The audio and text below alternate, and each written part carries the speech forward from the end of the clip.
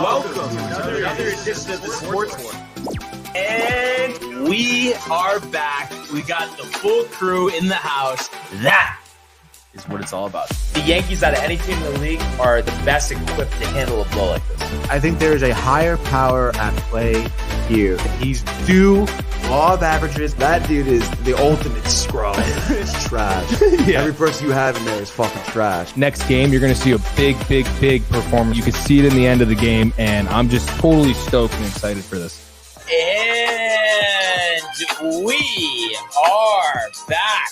Welcome to another edition of the Sports Court here on a Monday.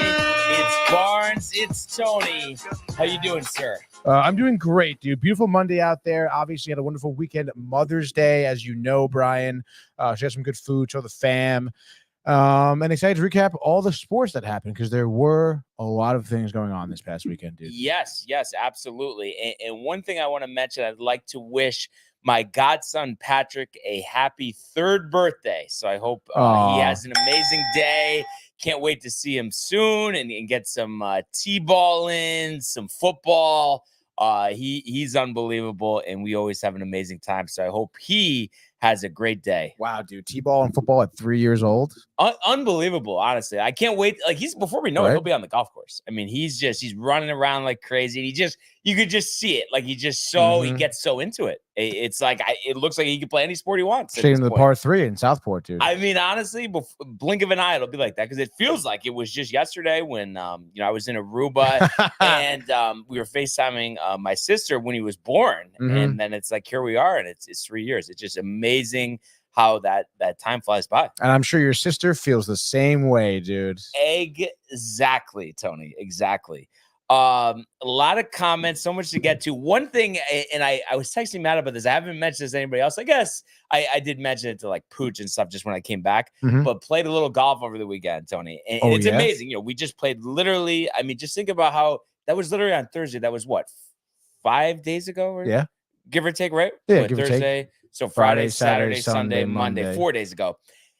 So went from career low to literally putting a couple drives onto the Hutchinson Parkway. No. Yesterday. Like literally just completely lost the swing. Like couldn't even keep score.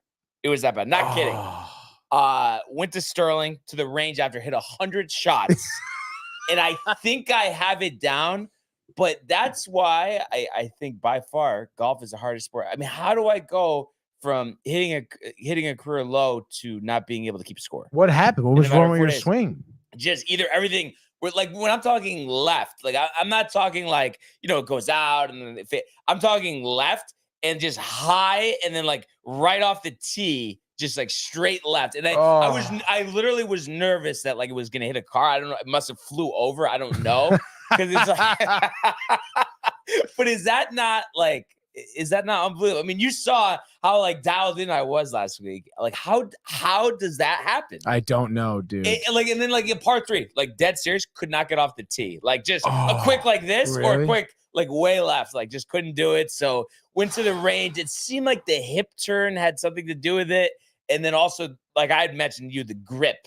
I think grip is a big thing. So hoping that's in the past. I mean, every year there is a point where you have a couple of bad rounds, but this is like, I'm talking like, I mean, like ferocious. Like if I added up all the strokes, like it might have been 130 yesterday. Like wow, just nothing. Like just did not have anything other than, which was nice. Like the putting, the chipping was fine, but just couldn't hit a shot. So, like when you say the grip, were you like squeezing too tight on the club? You think? No, I wasn't like paying attention to it, and I think that when I like don't like really focus on that. Like I noticed at the range when I went full on, like almost a little hard, but just straight grip, like everything thumbs lined up. Yeah. Then I was getting that like good ball flight and stuff.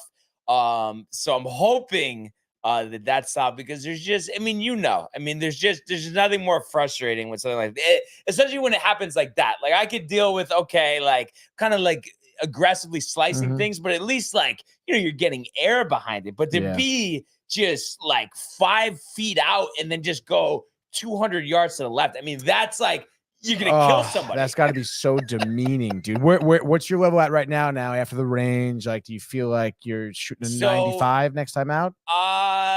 I hope so. But Yeah. let's just say my confidence was a -20. And now we're like a 4. So I mean, that's a big jump. There's a significant increase there. Yeah. But just unbelievable. So we'll see what happens. I'll keep everybody Golfing posted today on that front.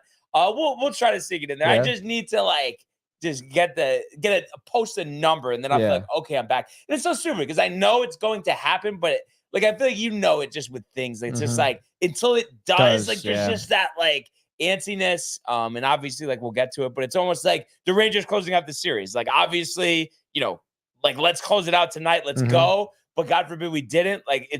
We're still right there. It's fine. But there's just something about sealing the deal. Yeah. And it's even tough this weekend because I think going into this series, there's no way that we expected to sweep the series. But it did create a level of anxiety, even though going into it, it's like, wow, any day of the week we'll take a split in Carolina after taking the first at home. But now there's a little sense of anxiety tonight. You want to close it out tonight at the Garden. Dude, it really is. It really is so funny because, like you said, I mean, to be up 3-1 in this series is fantastic. But like you said, because of the loss, you're like, there's a sense of angst right now, because it's almost like, dude, if they lose tonight, it's like whole different feeling. At that Dave point. was saying it's this morning. Oh, he was, dude, because it really, you really want to go out there. You're expecting them to win, and again, like you said, you didn't really come into this series think you're going to sweep, but then all of a sudden you're up 3-0. You're playing so well. You came back in that game too from being down early on. There, but you then now, like you said, now I'm like, oh my God, dude. I'm a little nervous for tonight's game, dude. And speaking of Dave, obviously Rick and Dave, shout out Mike had a great call. Great call this morning. Dude. And composed. Anybody who hasn't seen it up on the YouTube page, we have the vlog from Pickleball of America. In the match between Rick and Dave, Amani and Anita. What an outstanding production. And I think anybody who hasn't seen it will really enjoy watching that. I mean, it just got all the interviews, the highlights of the match. Right. Really enjoyed watching that one. Dude, you killed it at the interviews. I thought your questions were good, intuitive, on the spot, ready to go. Definitely felt a little more comfortable than the Jets tailgate, because that was kind of my first, I guess you could say, foray, Tony, into the interviewing. A little struggle with Don forgetting his name for a second. That's all right. This one, definitely felt very comfortable. And like I've said many times, I mean, it's just I think those people, I mean, it's and whether it's Anita, whether it's Rick, Dave, Amani, I mean, just very kind people. And you really appreciate that. It makes you feel more comfortable than you deal with somebody who's looking around and can't wait to get you didn't get that sense from them at all. They were happy to do the spots. Very down to earth people, like you said, they're excited to answer their questions. They do genuinely love the fans, and I recognized that the first time we did the Beach Bash. Or the second time, whenever we started interviewing them, even interviewing Don, I thought he was a great interview too. For someone who comes off as someone who could be very standoffish, especially when interviewing or talking to some fans, you ask him a dumb question, he'll rip you apart. That's his MO. But he was great, dude. And Rick and Dave did great. Amani, dude, I felt a little bad for Amani because I thought his interview, he just he sounded so happy to just get out there, have some fun. Yeah, I play tennis and I don't have a lot of experience with pickleball, but I'm just excited to get out there. And obviously, like Rick and Dave, I mean, it's ruthless out there. And then it's funny because they've been talking about him, his reactions, all week. Has he still not said anything? I don't think so. And Anita's first show back was Saturday, I think. Yeah, she's just blaming Amani. Oh my God. Blaming Anita, herself, blaming Amani. Doing? I was like, oh my goodness. I think we need a Michael call into Anita to kind of humble her a little bit. Dilly, dude. Yeah, exactly. But so much to get to, so many comments. A lot of comments already, dude. Let's start there. Absolutely. Do we have Kev Do early and often the first here on this Monday? Not a good weekend, he says, for the Rangers and Knicks. We want the smoke still. Mets take the last game in walk-off fashion. Was a great game to watch. Burning Kick rocks. Hashtag TCA. Hashtag DTV. Hashtag the sports port. And then Michael Buckta also.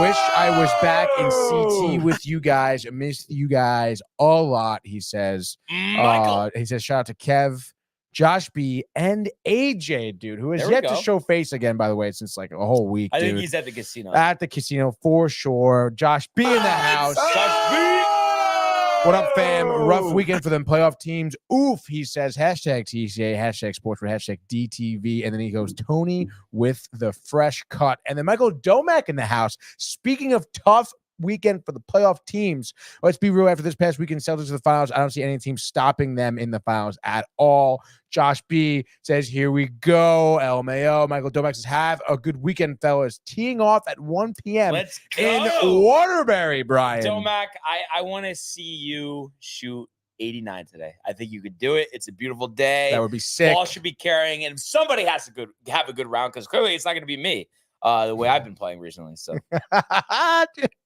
Michael comments, exactly, dude. Emphasis on the egg, dude. Speaking of egg, the sausage, egg, and cheese on the egg bagel, dude. Stop Think about it. Stop. Josh B says, egg, ha, ha, ha.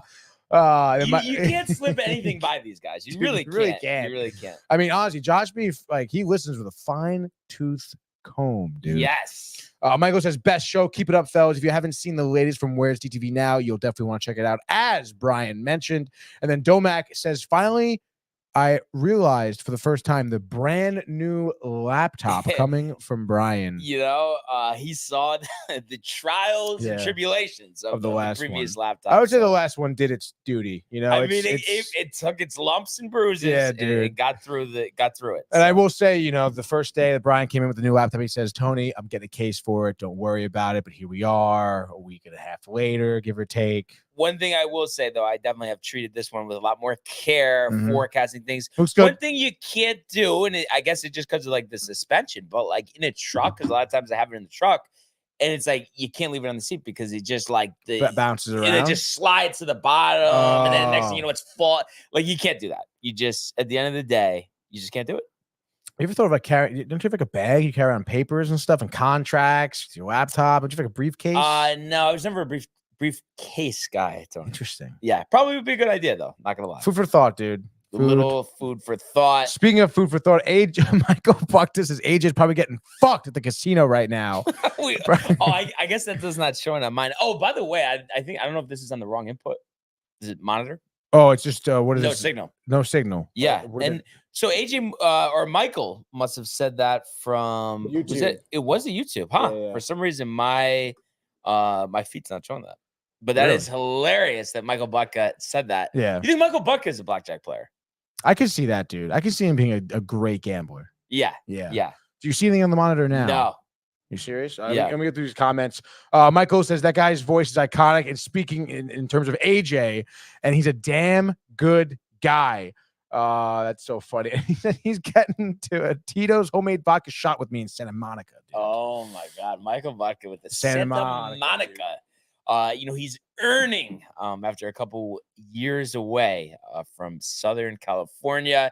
While Tony's taking care of that, just wanted to update everybody on the weekend of golf on the PGA Tour. Rory Mcllroy and winning his 4th Wells Fargo Championship, something yours truly predicted. Just felt like it's a place he was comfortable. And listen, I mean, sure, it's an elevated event, signature event, whatever you want to call it. But I think there's just a difference in a major and a non-major. And Rory seems to have a far better luck at these non-major tournaments. So he wins here and comes back from a decent margin and, ends up winning by 5 strokes over Xander Schauffele, outshooting him by 6 strokes yesterday. Closing with a 65, Xander only shooting 71, but that got him solo second. You had Byung-Hun An, a 3rd place finish, shooting a 66. Jason Day tied for 4th with Sungjae Im. Both of them were at 600. 70 for Jason Day yesterday, 73 for Sungjae Im. And you also had in the top 10 Mackenzie Hughes, Denny McCarthy, Max Homa, Sepp Straka, Russell Heenley, Grayson Murray, and Taylor Pendrith. So this is in preparation for this week's PGA Championship at Valhalla in Louisville, Kentucky. And that's something, I'm sure we'll talk about in depth, this week as we inch closer to the first tee shots on Thursday, golf's 2nd major of the season.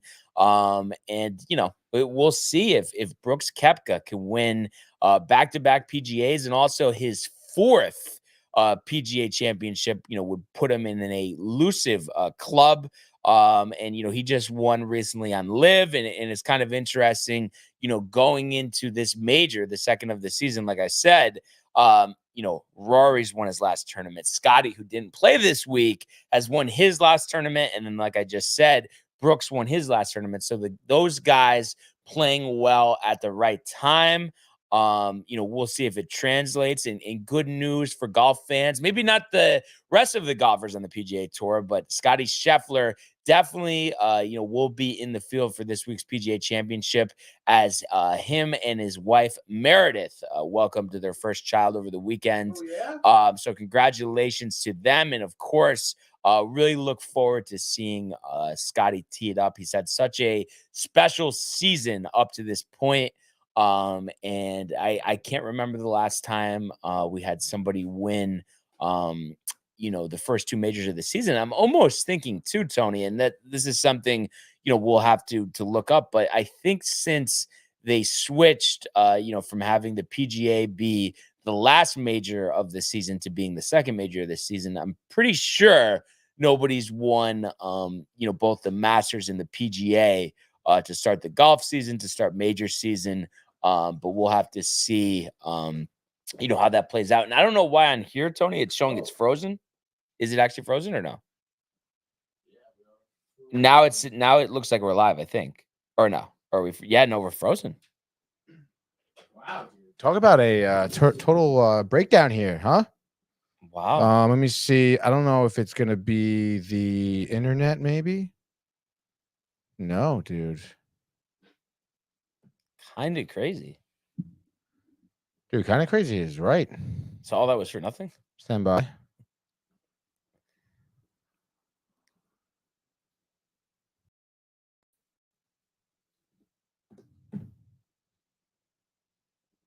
Oh, yeah, dude.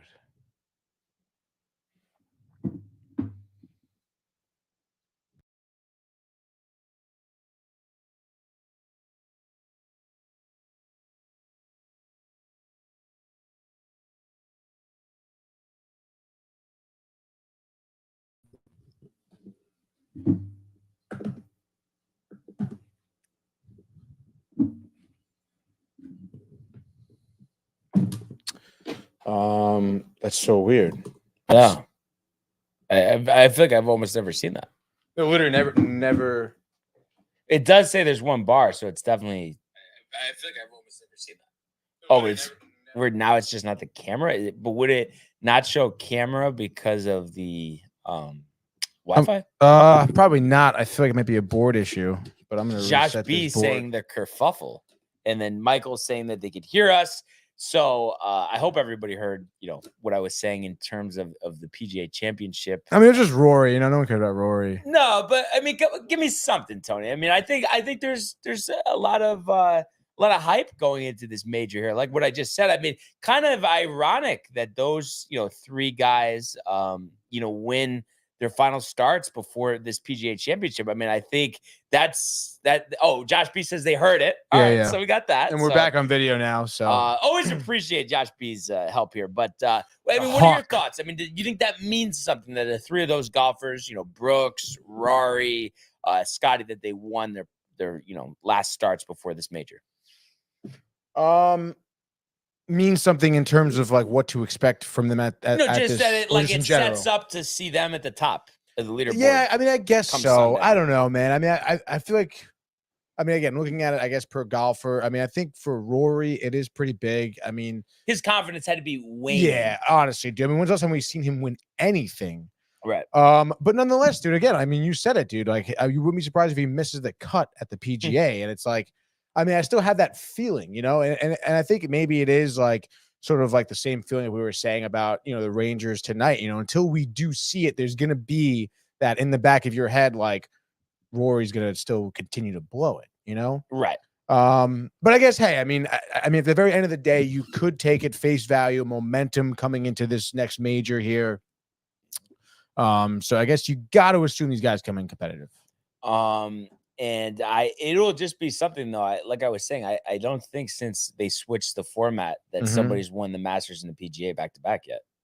Oh, really? Because it Oh, was that's right, always, yeah. the Masters, and then the second tournament, it's the US Open. Right. But they switched with the Open being Oh, the yeah, last of yeah. the season and the PGA being second. So I don't think anybody's done it. Obviously, Scotty's up to the task. But I mean, it's interesting. You think too that, obviously, he's going to do his preparation for the PGA, but you think the new baby will play into it at all? Or do you think he's just so dialed? I mean, he's had a couple of days here, and he will have a couple of days before the tournament starts to, bring his attention to that, that he'll be dialed in. It's new baby. It's first baby as First well, baby, right? yes. Oh, God, that's so tough. I mean, you'd imagine Sky's not getting much sleep, right? Yeah. So I don't know. I mean, it's definitely going to be something new. I know it's so funny that we're kind of talking about this being a factor in his level of play when he's just been so outstanding all season. Even dealing with, the Masters, the pregnancy could happen any moment. Who knows? The wife.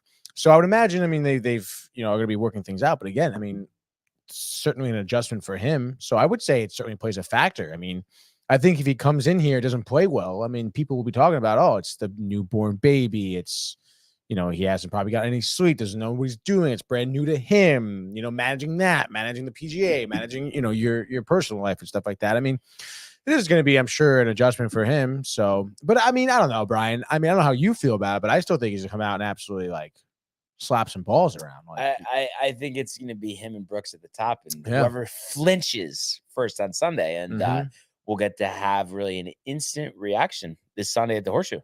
Oh, that's right, dude.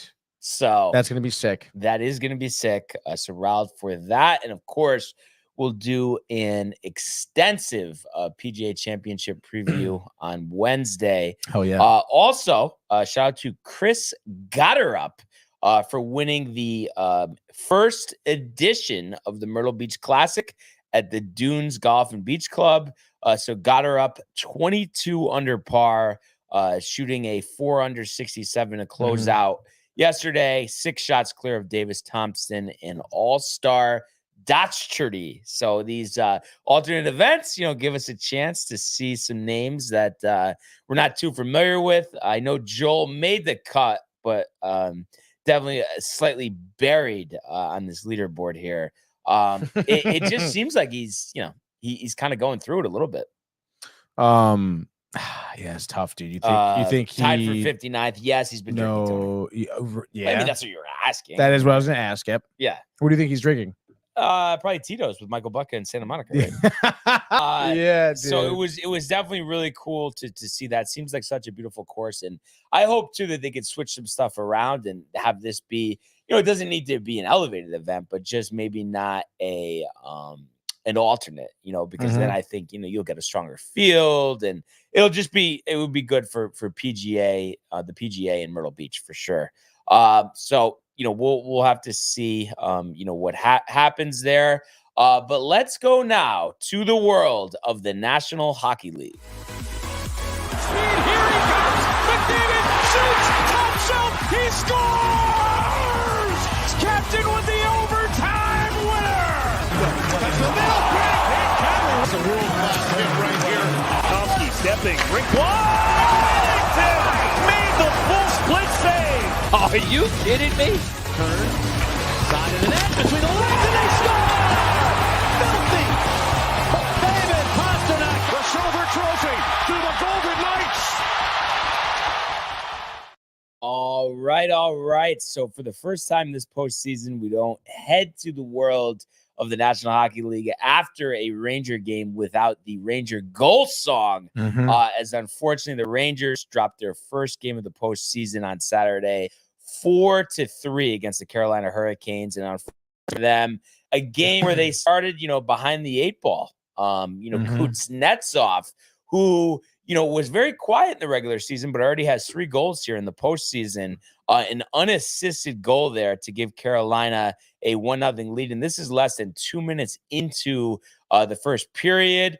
And then not even 5 minutes later, Stefan Noesen with his 4th of the postseason. So Carolina 6.5 minutes in with a 2-0 lead. So that didn't, look great for the Rangers. Will Cooley did answer back with his first goal of the postseason. So kind of putting the Rangers back in at a 2-1. But then a little over 7 minutes later, Sebastian Aho, his third goal of the postseason. So that made it 3-1 Carolina heading into the second period. So that created, an uphill battle for the Rangers. Barclay Goodrow, though, did have his second goal of the postseason with about 13 minutes into the second period. So that made it 3-2. So you're left with a third period. Can the Rangers come back? They end up tying it only a couple minutes in. Laffy, who has been dialed in all postseason with his fourth of the postseason to make it a 3-3 game. But unfortunately, former Ranger, a personal favorite of Tony's. That's right.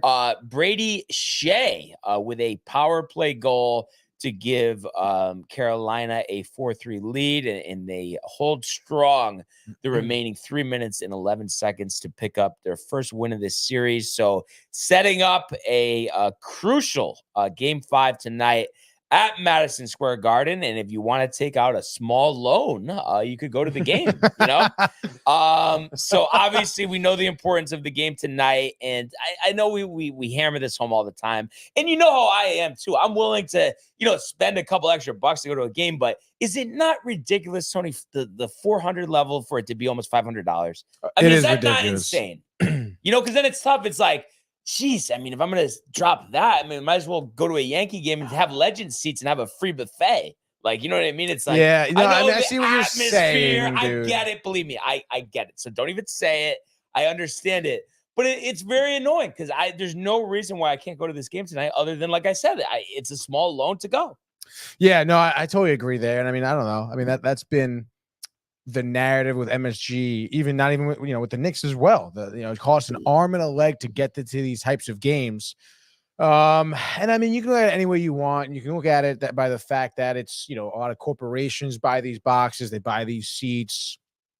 But at the end of the day, they're still Rangers fans in the stands here. So they are buying the tickets. For you, we're dedicated. I get it. Like, yes, the house is packed, but it's a shame that we're robbed of that. And even, like younger fans that they can't go because it's like, oh yeah, family of 5. You want to go? $2,500. God forbid. Yeah. Don't eat anything. Yeah.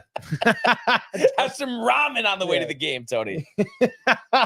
Yo, honestly, dude, forget how you're going to pay your mortgage next month, dude. And do you think, right now, last I checked, I think the cheapest ticket was about $450 on Ticketmaster. I think section like 412.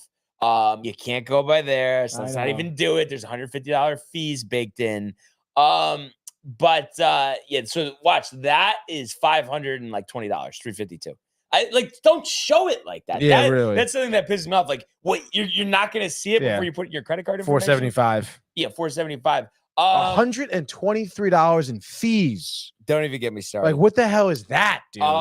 Now, what's your prediction?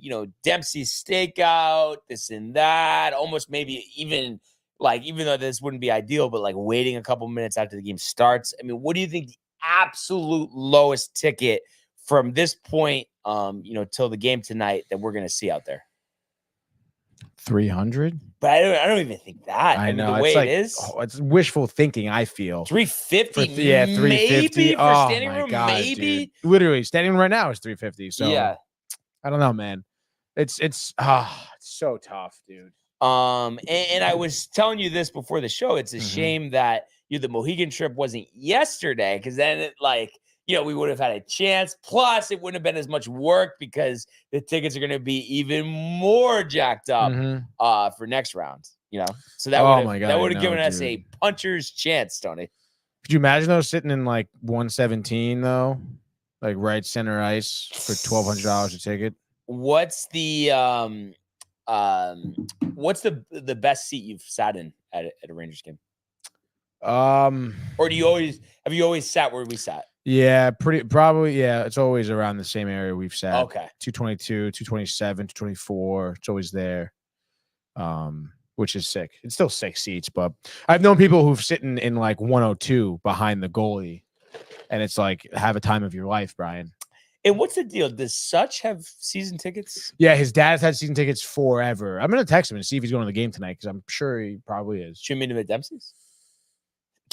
Dude, the steakhouse is gonna be tough, dude. It's because then it's gonna be like, oh, like you go to Dempsey's, and it's like you're wishing that like the price is gonna get low. But at the end of the day, like you're having a couple, everyone's leaving to go to the game, and it's like, oh, still $350 for a ticket, but like who really cares? They're gonna win, dude. It's history. It's history. It's history. You wake up and your credit card bill has another $1,200 on it. Oh my god, dude. But if they win, dude. Yeah.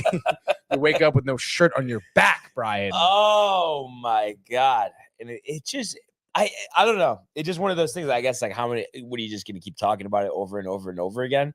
But I just find it amazing that it's like this is pretty much never gonna change. Like no matter what, if we want to go to a big Ranger game, like we're shouting out like $500. Like, isn't that at least? Isn't that crazy? It really is kind of ridiculous, dude. And it's like, how do you stop it, dude? Because there's no way. Yeah. Like again, people are buying these tickets. People are taking out small loans for these tickets. Like Rangers fans, I mean, that's just how great the fan base is.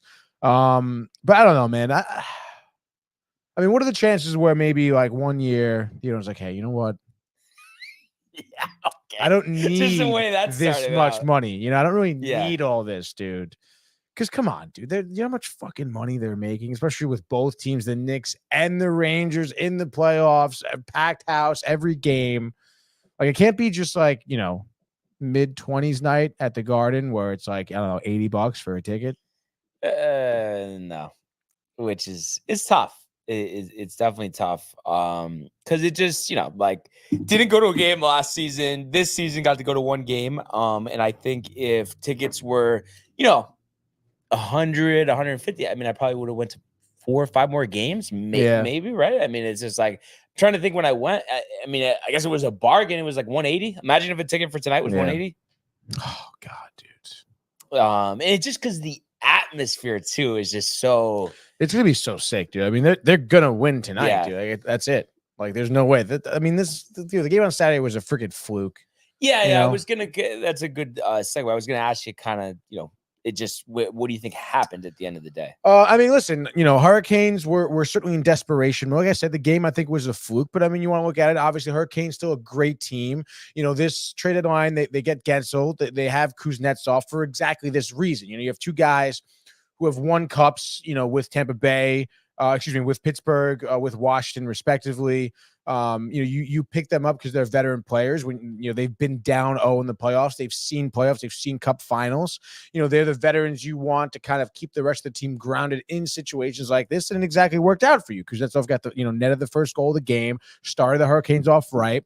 Like I said, they were in desperation mode. They certainly had the Rangers on their heels for that first period a little bit. But still, I mean, we've seen it so many times during the regular season against great teams. The Rangers have comeback victories. And, start out with that Will Cooley goal, which was a stretch pass, from Capo Caco to Cooley, and he took care of business there. And it's like, even though, at that point it's 2-1, the Hurricanes still had some juice. I mean, even after the first period, you want to go after, the Sebastian Aho goal, which in my opinion, I think he just beat Lundqvist glove side. I don't know if Igor Lundqvist was talking about it. Igor looked like he was possibly screened. I don't know if that, again, Lundqvist maybe knows more than I, obviously, but I don't know. I think he just beat Igor on that goal there. Glove side, whatever. But still, I mean, you come into the second period, it's a 3-1 game. I still had all the confidence in the Rangers coming back, like we've seen over the course of the regular season before. I forget what their percentage was when being down 2 goals going to the second period, something like that. I think it was like a 75% chance that they won games in during the regular season. And you had a goal from Gaudreau, from Lafreniere at the third period as well. Like you came back, like you did it. And you guys played great. I mean, down the stretch of that third period, I mean, Trocheck in the face-off circle, retaining possession, killing off some penalties throughout the game.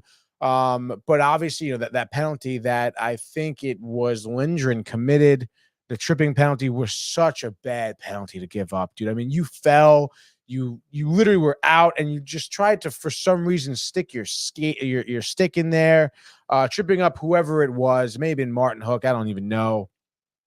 But of course, what were the Hurricanes? 0 for 15 on the power play at that point. Then here we go. It's 3 minutes to go in the third period. Tie game. Brady Shea, the one-timer at the point, too. I mean, he had so much behind that drive. It gets past Igor, the power play goal. They're 1 for 16. You're fucking, you're grooving right there as a Hurricane. And I mean, it was tough. And again, the Rangers had 3 minutes to go. They pulled the tender. Same deal. They had a lot of face-offs in the offensive zone. Georgia did a great job in giving them opportunities. It seemed like if there was another 2 minutes on the clock, they would have scored, honestly. But you ran out of time. You ran out of juice. Unfortunate way to end the game. But in my opinion, it was a fluke. I mean, the Hurricanes played a great game.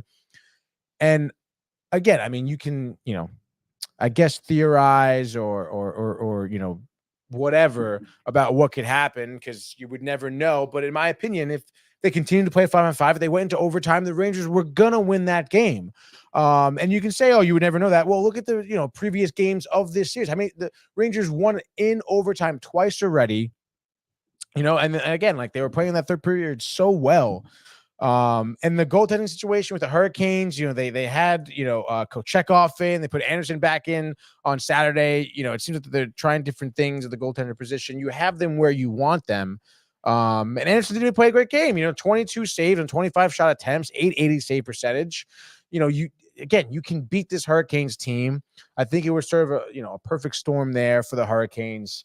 And it's nice. It's cute. They got one at home in Raleigh. It's adorable. But they're not going to win in the Garden. They're not going to force, a game 6 at this point, or even a game 5 or a game 6 after game 5 tonight. It's chalk, honestly, dude. It's Rangers all day.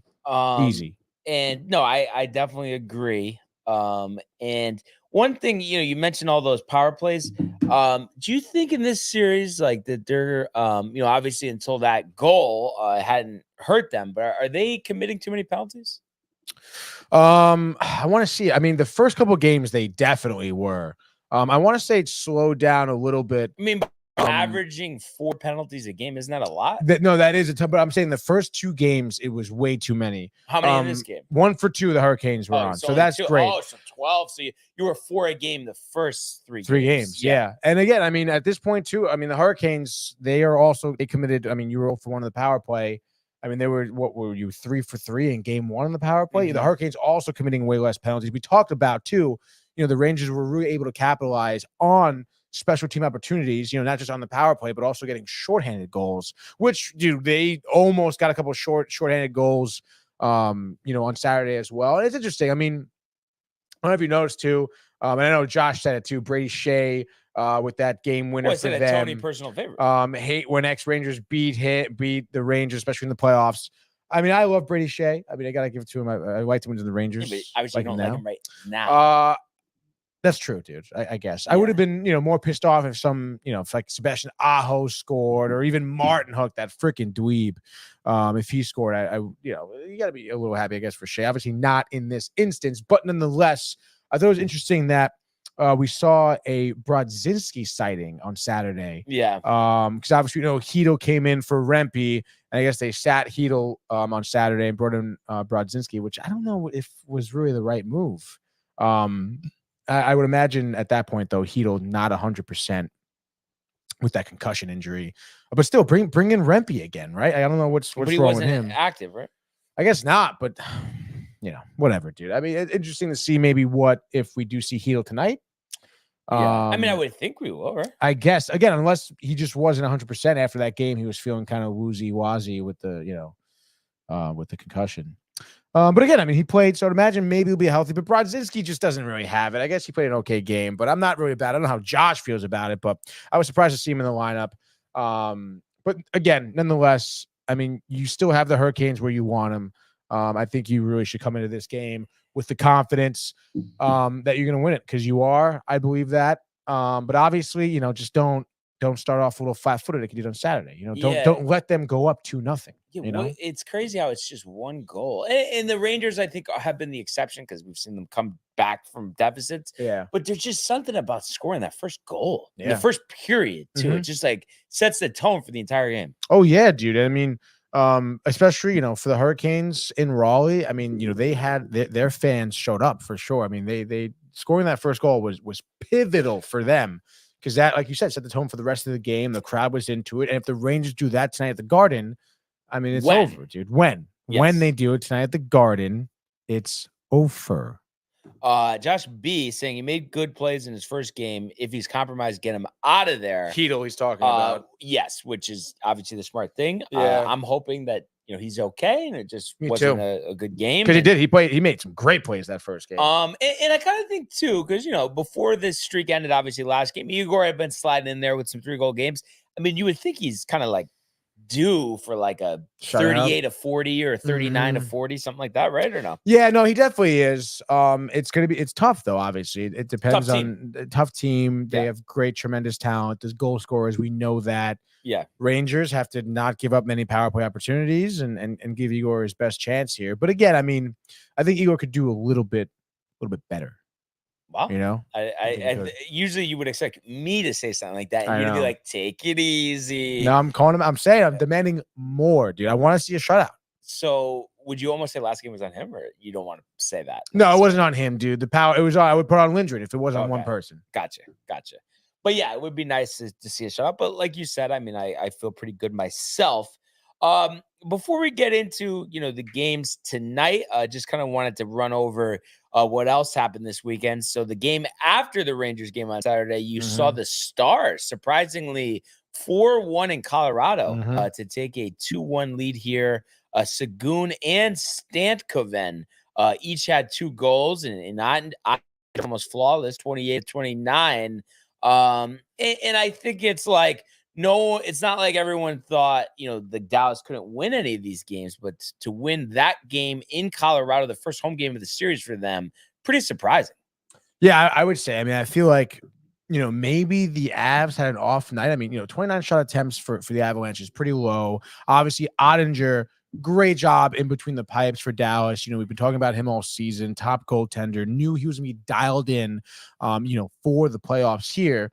But almost like the Hurricanes having some veteran players in big spots. I mean, that's why the Stars have, Tyler Seguin there. I mean, veteran player. He had 5 shots on net there, the 2 goals. That's exactly why you have veteran players on your team is to get them in here in big spots where they've had experience against great teams and to show up. I mean, that was huge for that contribution. I mentioned Stantkoven as well. Another, I think that's their third line center. Just getting contributions from your third line is always great. Especially, anytime you can kind of, I guess, relieve some of the pressure that, like Cale Makar on the first line of defense is up against your first line. Like when the Avs sees, the Stars third line bumping, they'll be putting their first line of defense out there against your third line, which is freeing up, your other lines like Tyler Seguin's line to get some more opportunities because all of a sudden they have to try and defend now 2 great lines, which is why I think you saw Tyler Seguin with a couple goals later in the game too. So I think that was a huge part for the Stars here. Avs at home dropping this one. I don't know, man. I mean, it speaks volumes, though. To clean things up. No? I mean, I think so. I think they'll come back and tie it up. If there's one thing that the Avs are great at, it's being adaptable and coming up with new game plans and schemes to answer certain players, stuff like that. We've seen that countless times from the Avalanche. So, the Stars still have a lot of work ahead of themselves. But hey, I mean, enjoy that win from Saturday. I mean, and get back on the ice and try to do it again. I mean, Ottinger, I mean, he could be a decision maker here.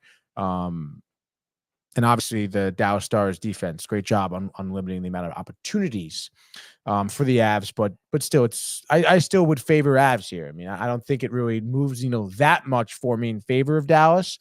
Like I said, great win. We'll see what happens. For me to be convinced, obviously next game they would have to win. And I want to see, I mean, I guess you got a lot of setup from Duquesne, from Rupi Hintz. Jason Robertson had an assist as well, which is great. But I'm going to need to see a little bit more, maybe from Pavelski as well, a little bit to be like, hey, Dallas looking a little more dominant, Avalanche on their heels. But again, I think time will tell. I'll still lead Avalanche next game. And speaking of, seeing a little more from a team, I think that's what Boston fans are thinking right now, because they are now down 3-1 after blowing a first period 2-0 lead yesterday at the Garden. Pretty surprising here. Obviously, I think we both expected Florida to win this series, but the fact that they had a 2-0 lead at home and we're a couple of periods away from tying this thing up and sending it back to Florida. Now, you really wouldn't be surprised if they're made quick work of, and who, definitely creates some questions for that organization. And I know the regular season record has been pretty good, but who knows? I've been calling for it. Monty, that the next game could be his last as the head coach of the Bruins. This is tough, dude. This game was an absolute barn burner here. If you want to address the obvious elephant in the room here, which everyone's talking about, it's that Sam Bennett goal in the power play earlier on in the third period, where you saw him, I believe, push Coyle into Swayman, and then Bennett ends up scoring. Kind of a crazy goal to look at. It really shouldn't have been allowed. I don't know if I'm looking at it, Brian. I don't know. I haven't really, dove deep in terms of what the analysts are saying about it. But from my understanding of the rules here, Sam Bennett cross-checks Coyle. It hits right into Swayman, right in front of the net here. And then Sam Bennett gets the puck with a wide open net and just puts it in. And that should not have been a goal. It's a goaltender interference. You can't do that. Yeah. And obviously, terrible missed call. The refs have been a little shoddy, certainly for the Bruins, for the Rangers we've seen too this postseason, at least a little bit from what I've seen there. But maybe it's just because it's the playoffs and those little mistakes are put under the microscope here. But at the end of the day, it's a 1-goal game. It's tough. Bruins fans are saying that shit. All of a sudden, if you want to put it that way, it's a totally different third period, because that was an early power play goal in the third period. It obviously led to, a dominant period by the Panthers. Barkov ended up, scoring a few minutes after that as well. But at the end of the day, like Brian said here, you blew a 2-goal lead in the first period, dude. Yeah, I think you had 10 shots in the first period, and then you finished the game with only 18 shots on goal. If you were a better team, you would have won it. You would have. Well, and the whole thing is, you want to talk about that call and stuff, but at the end of the day, you can't expect to beat Florida 3-2, 2-1, 2-0. You're gonna have to score 4 or 5 goals. So yeah. I think the biggest culprit here is the offense going flat after the first period. Yeah, no, it literally did. Again, the Pasternak goal in the power play, that unassisted goal by Carlo. Other than that, you really didn't get anything going 5-on-5 wise. Your offense sucked, actually, and you gave up 41 opportunities to push the puck.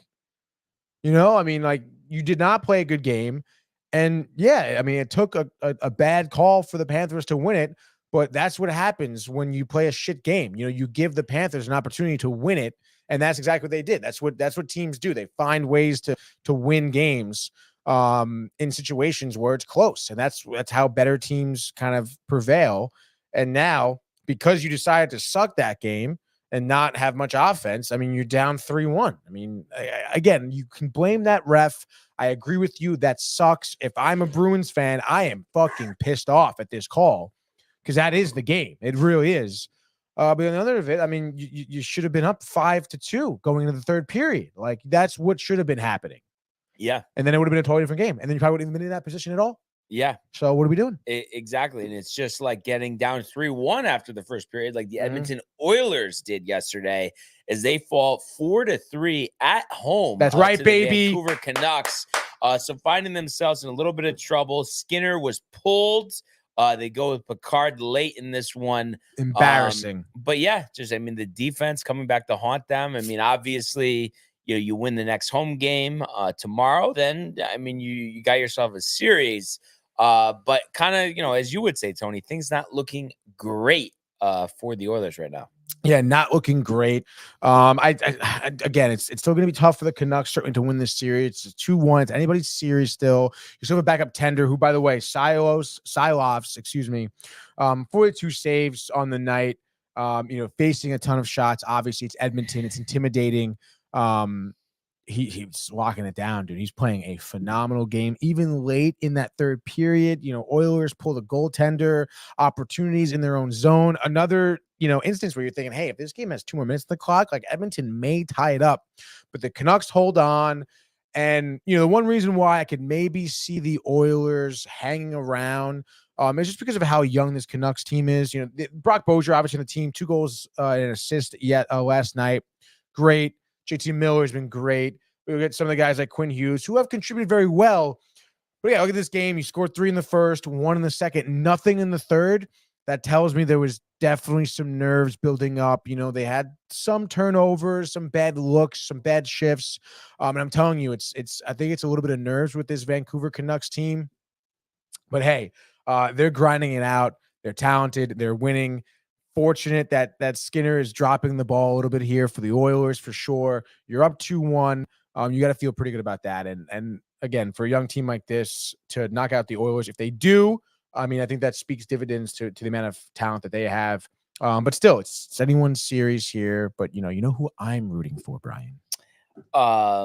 Yes, we know you're rooting for the Canucks. And how crazy is it? Because I'm just a psycho and I just keep running through the apps with the tickets for tonight. Yeah, I love it. Too ridiculous. And tickets came standing room $395. And then, of course, just to see what the total be, with the taxes, I go to it and then it says that the tickets are no longer available. So I'm sure someone right away, Tony, snagging those. It's just tough though. $395 and you're not even getting a seat.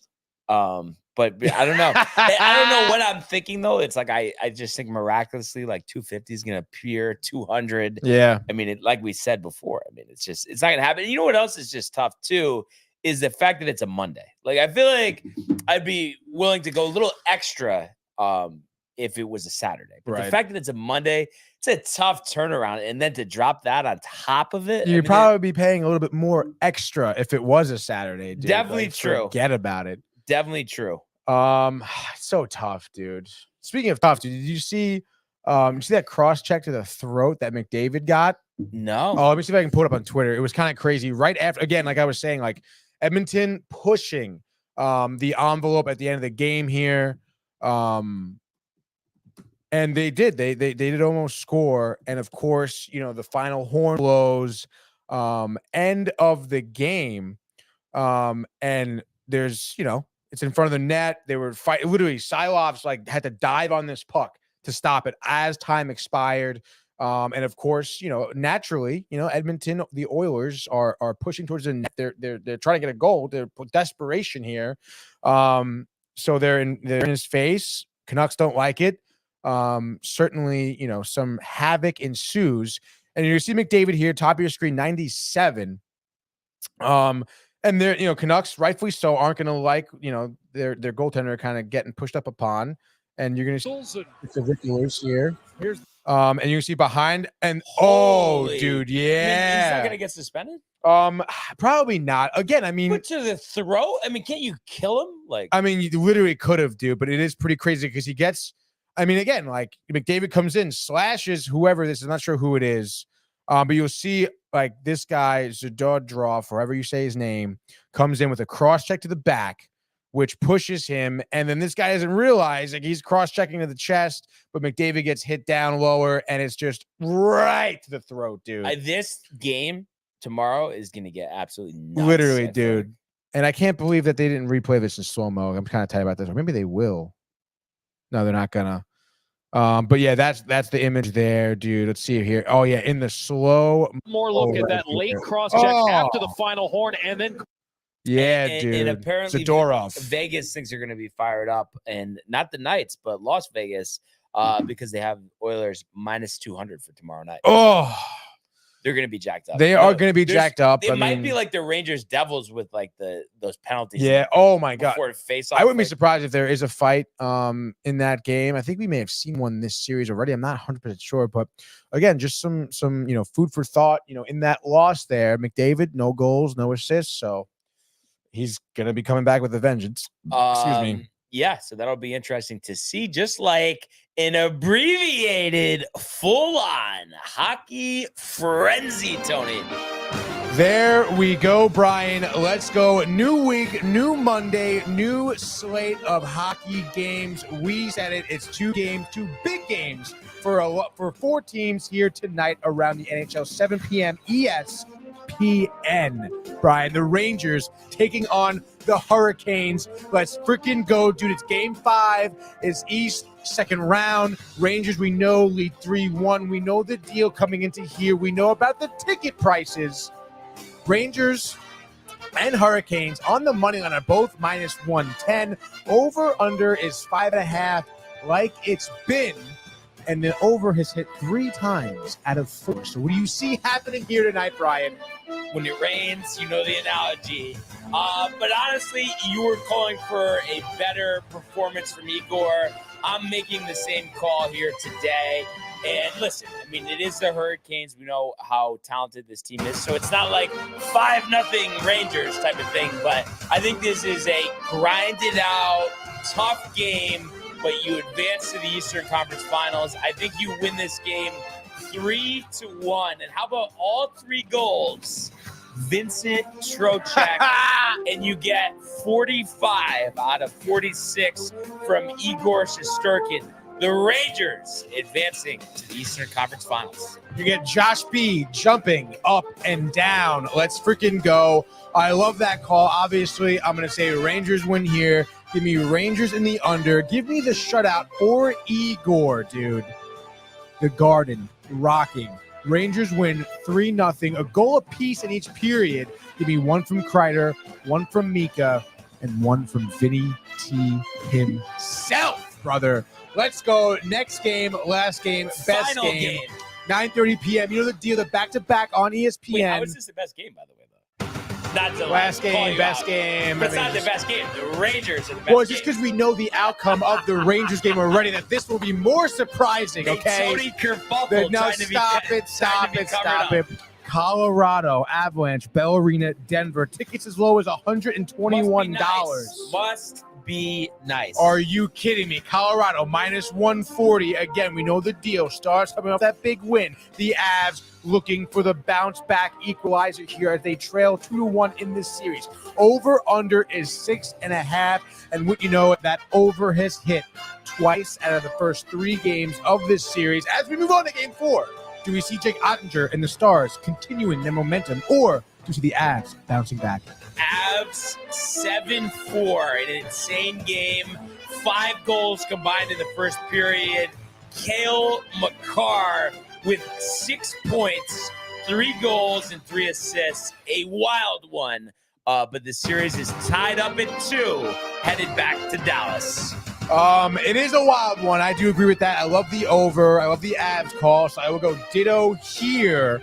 As we've seen each team respectively take a game on the road already, we will see the Avs win back here at home. The revenge game. Georgiev gives up 3, but still pretty riled. Avs win 5-3.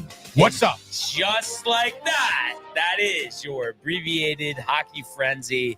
But once again, let's go Rangers. We're confident in the boys tonight. And let's just close this one out. And if anybody has a ticket that they want to give away, if you want to let me and Tony know, we'd be happy to take that off your hands. And we'd be happy to go to the world of Major League Baseball.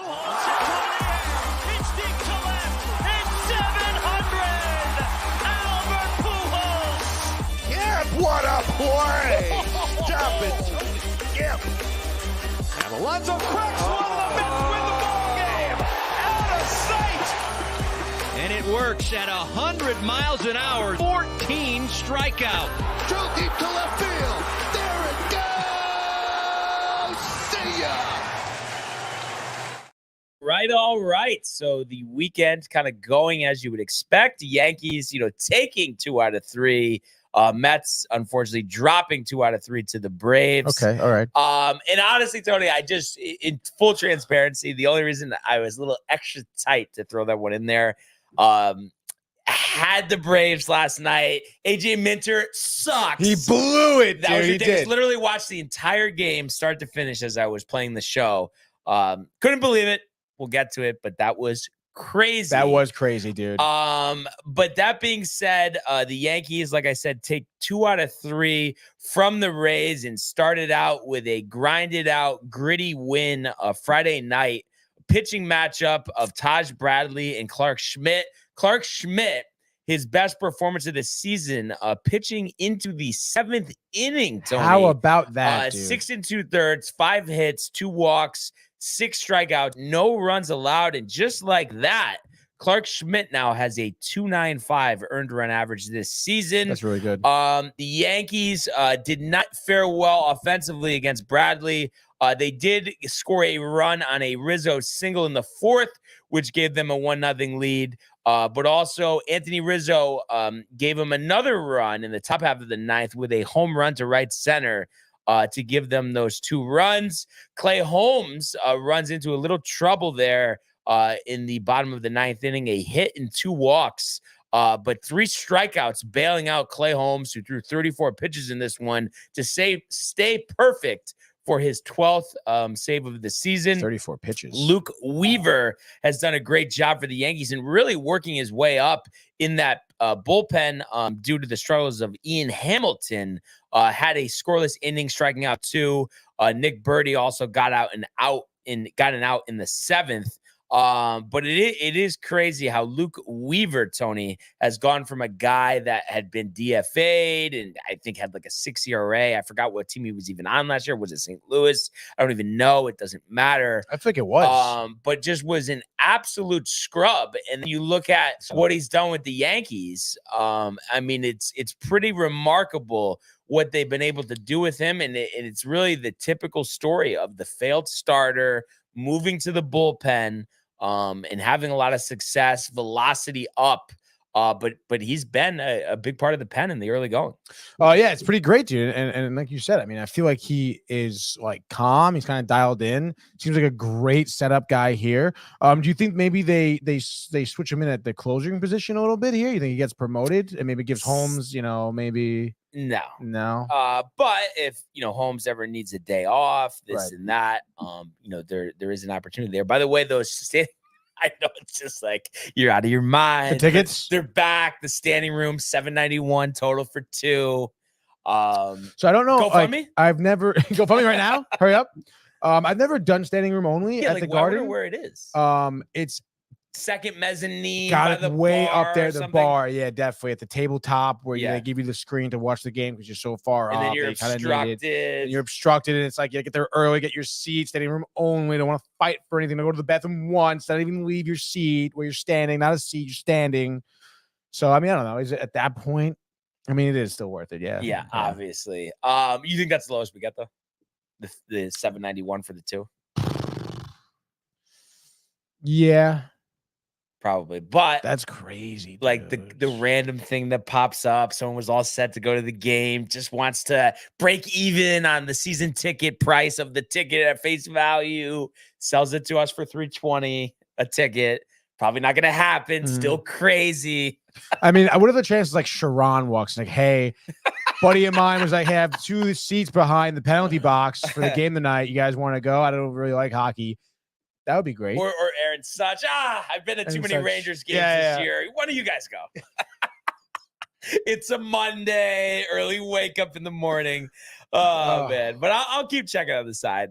Regardless of that, though, Tony, nice to get this 2-0 win here. I mean, obviously a game where you only scored 2 runs. I mean, you did have 9 hits. Stanton with 2 hits, too. So he's had some decent games recently. Jose Trevino has been on fire. He had 2 home runs in the game yesterday. We'll get to that.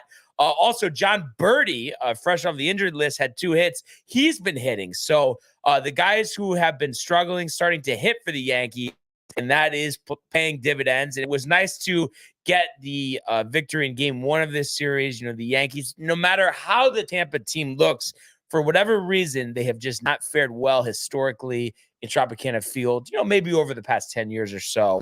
But great win on Friday. Saturday was the old Tony kerfuffle, a 7-2 loss. Classic. A game where Nestor, gives up 2 home runs, 4 runs, 5 1/3, 5 hits, 3 walks. So just did not have it. His earned run average this season after a good start. stands at 402. The Yankee bullpen, unfortunately, Santana, who had been good, gives up 3 runs in an inning as well. So that really did the Yankees in. Zach Littell, they didn't do enough damage against in this one. For the entire game, only 5 hits, only 4 strikeouts, but just were not getting the hits that they needed to. 5 hits, 3 of them from Anthony Volpe. So we had saw him start so hot, then be so cold. Now he's picking up again. So that was a positive sign in a game of negative ones.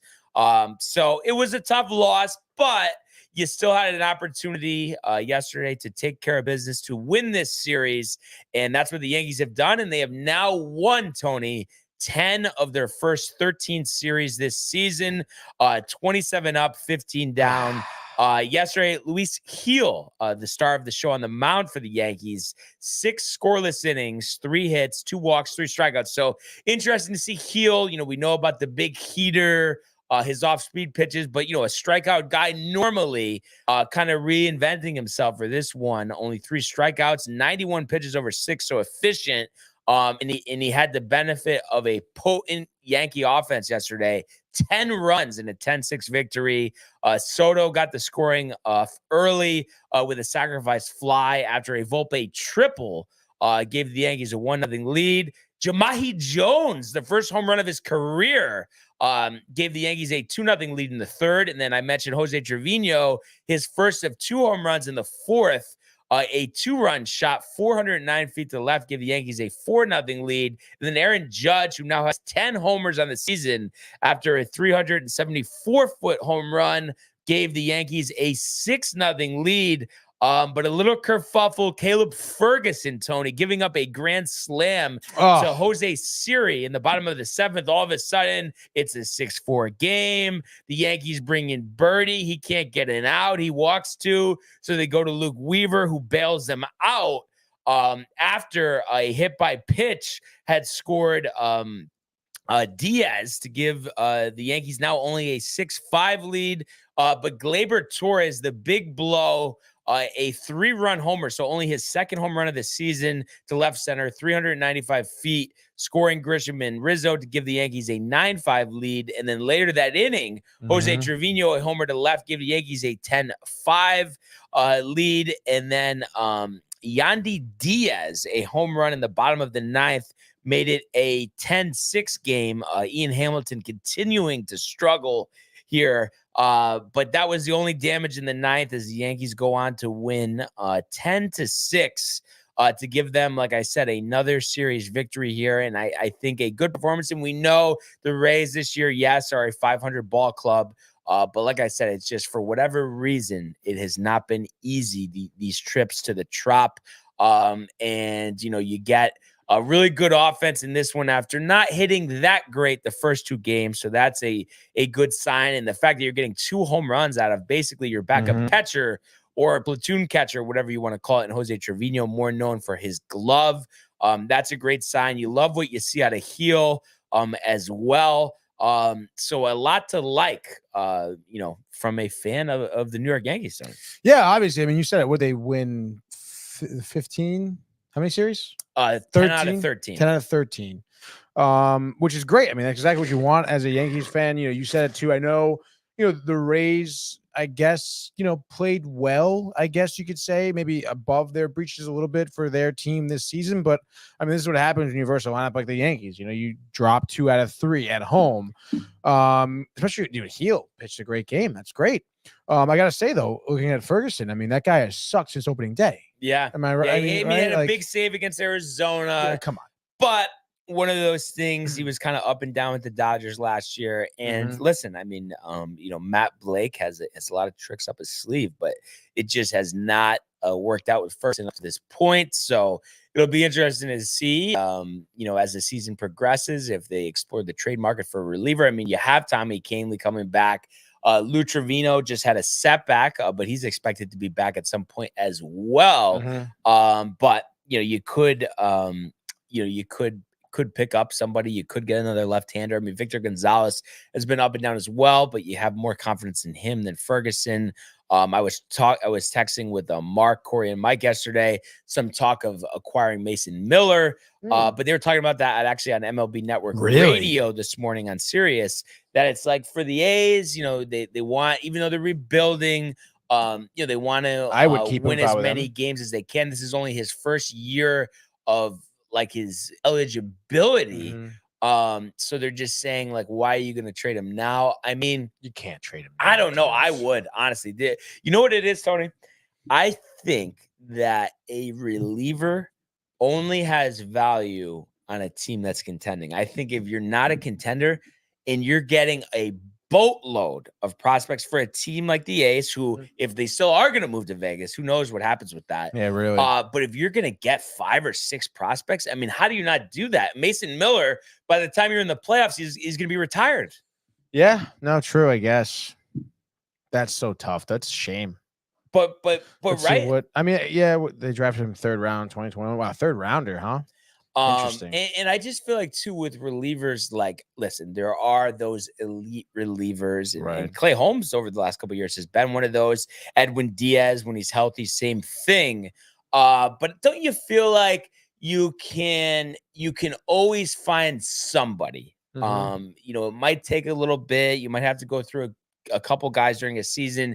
You might have to trade for somebody at the deadline, but you're never going to be like just completely screwed where you can't get somebody to close out games. Oh, yeah. No, you're totally right. And I mean, the A's, I know they've been more competitive maybe than, we expected this season. You look at their record, they're 19-23. I mean, they're actually in 3rd place out of 5 in the AL West and have more wins than the Astros and the Angels. Kind of crazy. Only 3.5 games out of the division lead. But don't you think it's one of those things too where, I mean, that's not going to be sustainable just because I don't think they have the talent to even be around 500. Yeah, they don't. They really don't.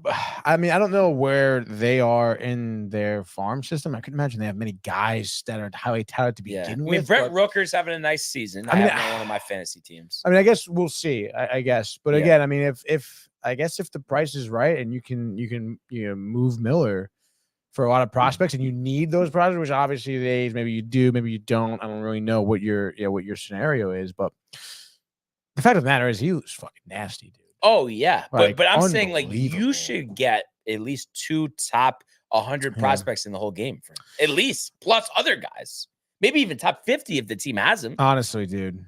So and I really think once the deadline comes around, that's gonna like come to fruition. You got like a package in mind the Yankees should propose here?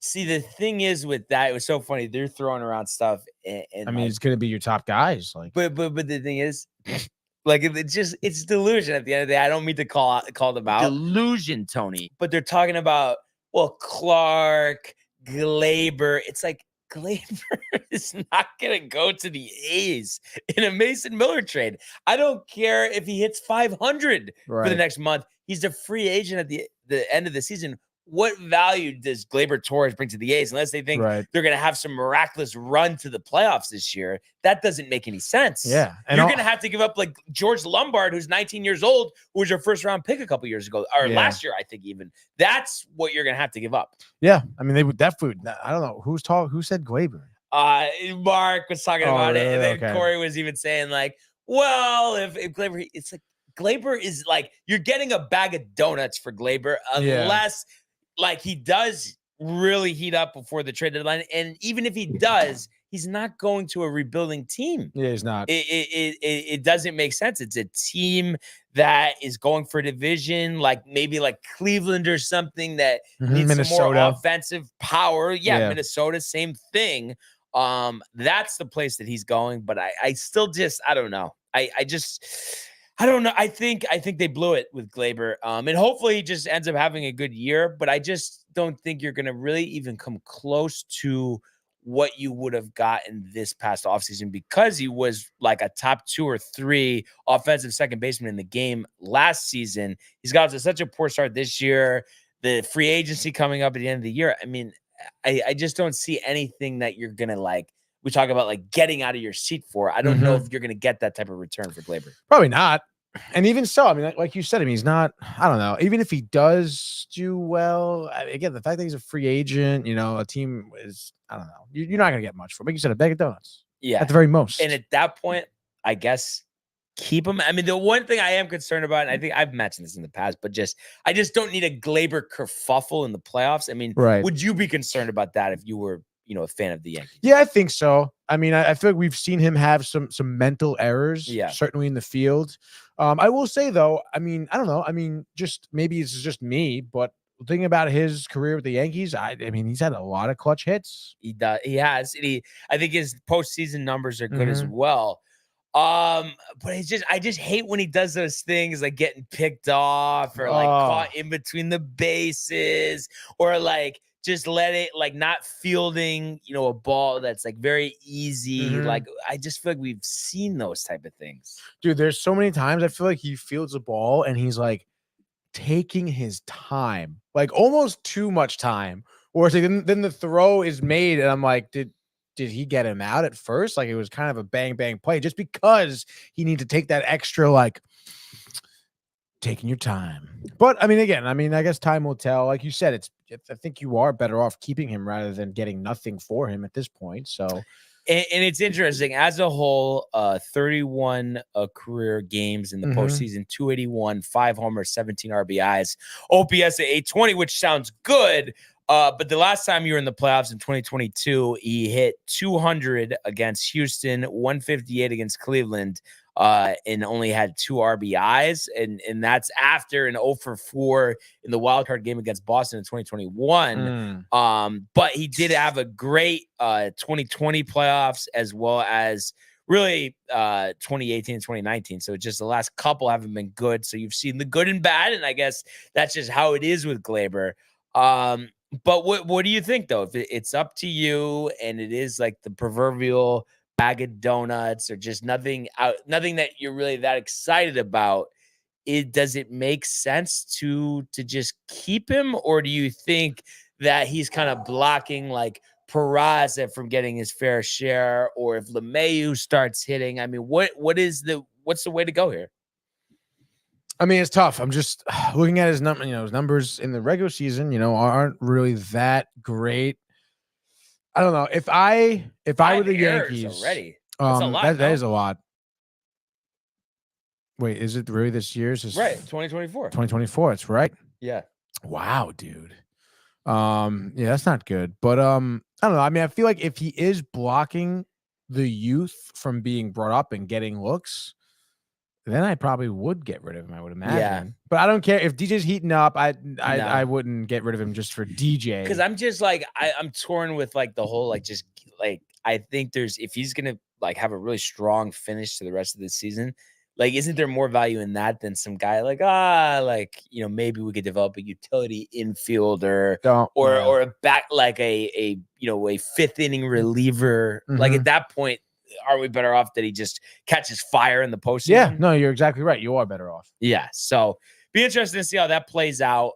Yankees off today before 3 in Minnesota, and then a weekend series against Chicago at home before a Mariners series next week. 1 week from today, me and Matthew, section 105, riled for that. Wow, dude. How much you pay for those tickets? Very inexpensive. So if you're talking weekend game, Dodger game, maybe 160, 170, $46. Beautiful, dude. Yeah, but that's why baseball, you don't. It's very easy to go to a game. Dude. Yeah, I mean, even the World Series. I mean, and you think about it because the Stanley Cup to get into the Garden is gonna be $3,000. World Series probably 500 at most. Like, big difference there. My dad was telling me that he's letting me know what games this guy does it, but I guess a buddy at work every year, like he has season tickets to the Yankees, and like every so often, however many times a year, he has his own like tailgate area. $100, you go there, includes a ticket, all you can eat, all you can drink for the game, and then your ticket to get in the game. He's working like he's working the grill. Yeah, literally shrimp, all you can eat, crazy flambe, whatever, dude. You think he's flambeing? I don't think so, flambeing, but he did say he let us know when that happens because then maybe. And he said maybe I'll meet you at the game. And maybe that would be another good vlog, no? Oh my God, That that'd be tailgate? great, dude. All you can eat, all you can drink, tailgate, dude. Oh my God. Oh, I can't wait because I was just thinking about this because of like tailgates and like we're talking about like Michael calling in. I'm excited to call in to Rick and Dave and mention the Dave invitation because that honestly, like because you know me, I just love these like organic things. That was one of the funniest things of all time. I mean, we saw it in the video. Obviously, I couldn't keep it together, but just hearing that was like insane. Like you were definitely dying when you first heard it. oh my God, yeah. We're like, hey, Lindor. Dude, the first time Michael showed me, it was so funny. But that being said, like I said, Yankees off. We'll get back there tomorrow. Let's talk about the Mets. Disappointing weekend, but did end on a positive note, Tony. Did you watch last night even? Honestly? I did watch full game last night. Okay, Mother's Day, the it. pink, everything. My mother was like, oh, this is so nice, the pink, whatever. Honestly, we'll get to Sunday. Let's start on Friday, I guess. We'll start with the bad stuff. So Friday, Braves, obviously, we're in Citi Field. Pretty big series here. Friday, got Quintana on the mound here against Charlie Morton. And, Jose comes out here. Mets lose 4-2. Jose here, 5 innings pitched, 4 earned runs, 2 walks, 6 hits, give up 3 home runs in the 3rd inning to Acuna, Albies, Olsen, all homer, dude, in the third period. 3rd inning, dude. Dreaming about the Rangers game tonight. And again, I mean, I don't know, dude. I mean, Jose here sucks, honestly. It was a terrible game from him. Ever since that freaking 8-inning game that he threw, he's been like extra trash, extra hot garbage, serving it up fresh on the platter for the Braves. And then on top of that, the Mets lineup let Charlie Morton look like Whitey Ford out there, dude. 7 innings for him, 7 Ks, 1 walk, 1 earned run, 3 hits. The product of Joe Barlow, high school, Brian, looking like an elite pitcher at the age of 42 or whatever, however old he is. Mets couldn't hit. Absolutely terrible, dude. And when they had runners in scoring position, they couldn't, it was 1 for 4 with runners in scoring position, but obviously didn't have a lot of that. Didn't get a hit until the 7th inning. Got no hit through 6. Okay. And then the following game, something similar happened. No hit through almost 8. No hit through 8, dude. And we'll get to that, but it's just like kind of ridiculous, The whole lineup sucked. Alonso 2 for 4 with an RBI. That's cool. Lindor 1 for 4 with an RBI. Fine. Everyone else absolutely sucks. Nimmo, 1 for 4 with 2 strikeouts. Beatty was 0 for 2 with 2 strikeouts. Nito, terrible. Bottom of the lineup absolutely killed you. Where we kind of saw McNeil heating up. He was ice cold on Friday. So you had no offense, couldn't get anything going. You saw Adrian Hauser for the first time, though, come into some relief here. Pitched the last 2 innings. Maybe Mendoza realized that Adrian Hauser also sucks and can't get a good start. So Scott's going to take his spot in the rotation? He really should do, and he did start on Saturday. Had a good performance. Had a great performance, dude. Let's get to Saturday. Why not? Where the Mets also lose here 4-1. Scott, Citi Field debut here. The family in the stands again. Now they're traveling with the team. Wonderful story here. Scott pitches, honestly, a very good game, dude. Against a tough lineup here. Gives up, home run to Arcia, 2-run homer in the 3rd inning here. Gives up an RBI single in the 4th, but settles down. Throws 6 innings. Gives up 6 hits, 3 earned runs, only 2 walks, and 8 Ks, dude. The fastball was good. His off-speed pitches was great movement. He was fooling a lot of batters. Threw 91 pitches. ERA through his first 2 starts, 2.84. Great job there.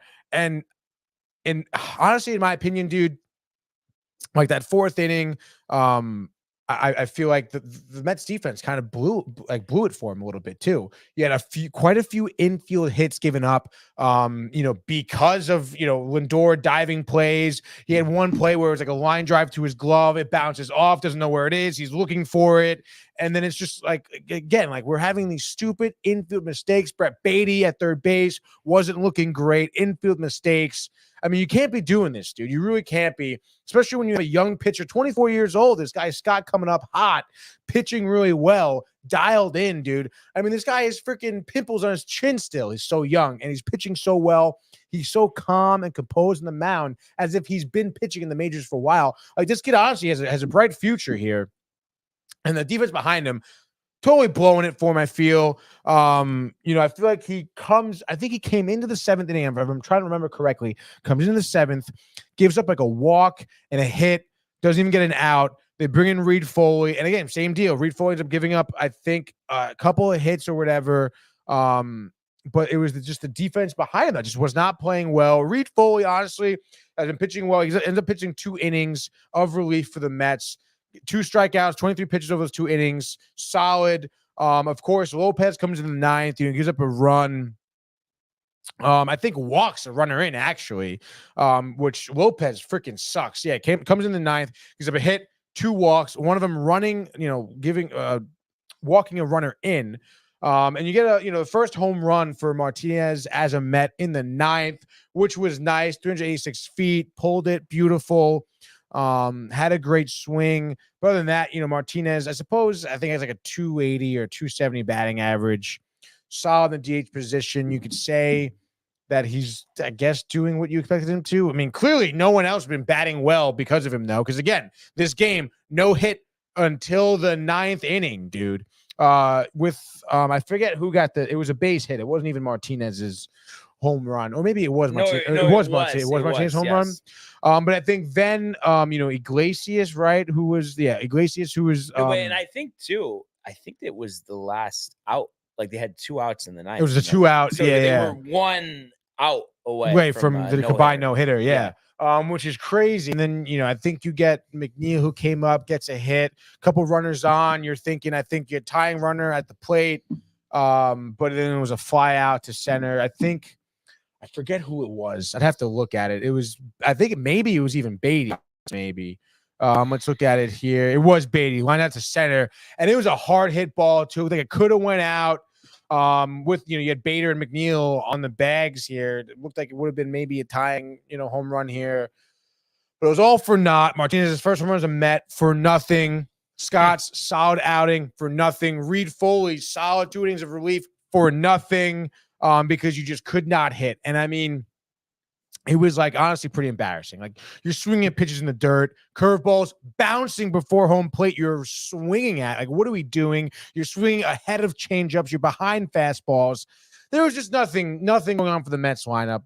And then I guess let's fast forward here a little bit to Sunday. You have Sevy on the mound here to start on this Mother's Day against Bryce Elder.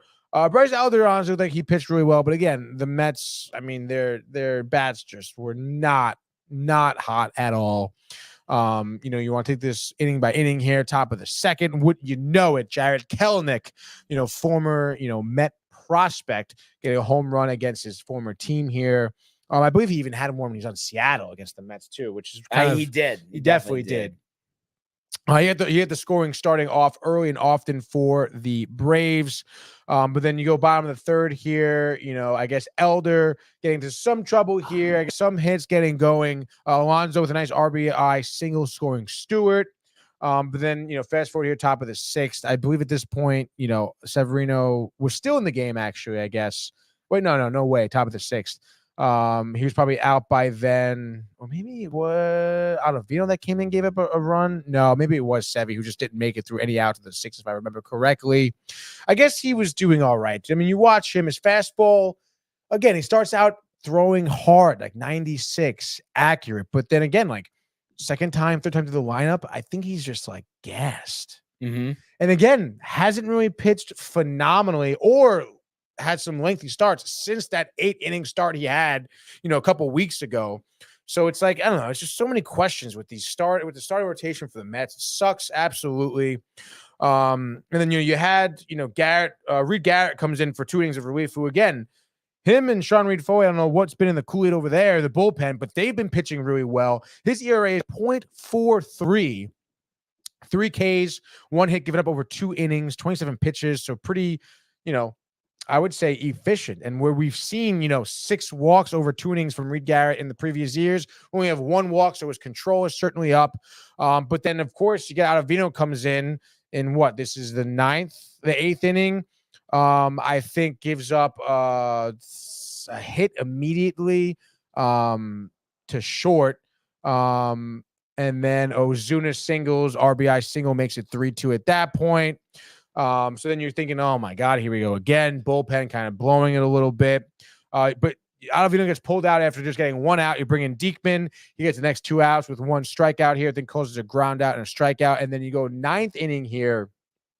Edwin Diaz comes in, who obviously you're a little nervous about, the lower velocity, the slide times is hanging over the middle of the plate. But you want to look at his 9th inning. I mean, obviously it was clean, didn't give anything up. It was 3 up, it was 3 down. Tromp grounds out. First pitch, 4-seamer grounds out. And then Acuna, a struggling 7-pitch at bat here, does eventually get him with the low and away slider.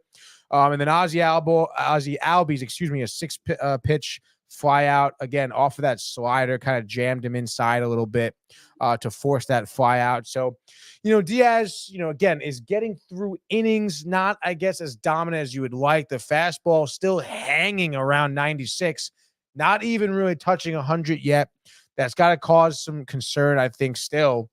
But then, of course, the talk of the town is the Nimmo walk-off home run. You want to start out, AJ Minter comes in here for Atlanta, who AJ Minter, I guess, has been okay for the Braves, but obviously has laid a goose egg here. As Jeff McNeil, wouldn't you know it, a little bit of small ball here, reached infield bunt, single to second base. Love to see that due to the Nito, a sacrifice to first. Pushes McNeil up to second. So again, Mets kind of playing some small ball here. And then Brandon Nimmo obviously did not start this game because I think of like an oblique issue or something like that. He was, again, just lingering issue, didn't start here. Taylor, I think, got the start on Sunday. But literally, I was saying to my parents, I was like, I will literally bet all my money that Brandon Nimmo makes a home run here because the whole game, I forget what, this was maybe the 3rd inning, but they interview, Sunday Night Baseball, they interview Nimmo, and it's talking about the mother. They show the video. She's tossing softball to Nimmo in some field where he grew up, hitting home runs, the dream. I give all my credit to me being in the majors to my mother. It's beautiful to play on this Mother's Day. It's her gift, whatever. I love her. I love talking about her. I love baseball. I love life. Really, dude, smiling the whole time. They're interviewing him, the laughs, the good fun. And what it, the pinch hit here, the bottom of the 9th. Wasn't a pinch hit, though. Oh, it wasn't a pinch hit. Yeah. Wait, what do you? He came in as a pinch runner in like. Oh, he came as a pinch runner or something. Yeah. Sure. Yep. Positive. But nonetheless, dude, the big spot here for Nimmo. And he takes it yard center, 396 feet with a cutter nice over the middle of the plate. A pitch is just hung right over the middle. Yeah, you jump on it, dude. Yeah. I mean, it is. That was sick, right? I mean, obviously, just wrong time to take the Braves, but I don't know why you did, dude. Again, they should have won. The Mets looked lifeless this weekend, but I mean, great for Nimmo. I mean, great homer. Mother's Day, dude. You should watch the interview. If you watch the interview, you would have known, dude. I told you I watched the whole game. The sound was off though because we had the sound to the basketball on. Did you see though the interview with him at all? Yes, it was really nice, dude. It was dope. Yeah. It just, I mean, come on, dude. And it's like for me, Nimmo, homegrown boy, someone who like literally had to make his way to the outfield to like, ushed his way to be the leadoff hitter for the Mets. Like, does a pretty solid job. Like, it just, you know what it is? I can't do the whole like bad beat thing. Like, if you're what? The bad beat thing, like in terms of like if you have like a bet, like it's like I'd rather have had the Mets win 10-0, but to have it with 1 out the 9th, like, and then AJ Minter, like I guess is he their setup guy normally, like a Glace, like, or they just have a. I think they might even have a committee. Whatever, it is a committee, like, yeah. Clearly, they need a closer. Like if we're talking about Mason Miller, maybe he should go there because that guy like is just literally just lobbing it over the plate. And I don't know why. Again, maybe just because Iglesias was used the night before, but like I feel like Minter, every time I see him pitch, like he's not good. No, you know, like there's always, even if that gets through games, ends up getting a saved, it's always like you'll walk somebody, give a couple of hits. There's like an issue. You're on the edge of your seat because he's not really sure what he's going to be throwing over the middle of the plate. And again, clearly, I mean, again, like look at that 9th inning. I mean, he didn't have anything, dude. He didn't get a strikeout. Nito with the sack hit over there. But even like, dude, this at bat, like you threw 6 cutters. Yeah, like what are you doing? And that last one you left over the middle of the plate. Like, of course, Nimmo's gonna be jumping on that, dude. Like, come on, like throw something else. You're not like that pitch isn't that great where you can just keep hammering, you know? And obviously your location wasn't there, you know, it was a 3-2 count. Yeah, he is the setup guy, by the way. Typically, he doesn't have any saves. Iglesias okay. has 10. And I'm just looking on here. So okay, Iglesias says 2.76. But you could argue This is solid. I mean, they would be better off with Luke Weaver as their 8th inning guy over AJ Minter. No, yeah, it does seem that way. But again, I mean, I think maybe the Braves just thought, oh, Mets are not going to be hitting. No, I mean, it was definitely because Iglesias, 23 pitches? Was that the Saturday? That was Saturday. Yeah, definitely. Or no, was that Friday? That was definitely Saturday. Troy Morton. Wait, but I thought he pitched on Saturday also. He did, but go to the box score. I just want to see how many. So it was back-to-back games. Go to the box score for this game. Let's see pitches. So 25. 15 pitches in 2 days, and he wasn't going to pitch. So that's the main reason, of course. If he was available, this probably doesn't happen. Nevertheless, Tony, but he wasn't. We move forward, just like whoever bought the standing room tickets. They're gone again.